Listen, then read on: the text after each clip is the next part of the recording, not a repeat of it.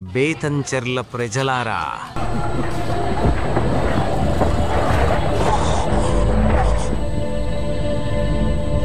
బేతంచెర్లలో ఉన్న ఈ బావి కోసం, మన నీటి కోసం, మన భవిష్యత్తు కోసం మనం చేతులు కలపాలి.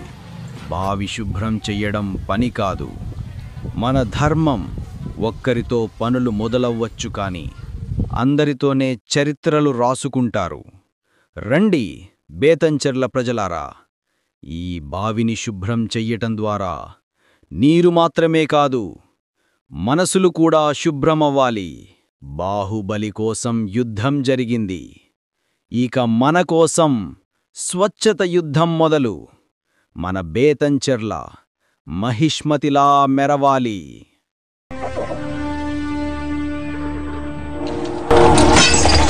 నాతో వచ్చేదెవరు?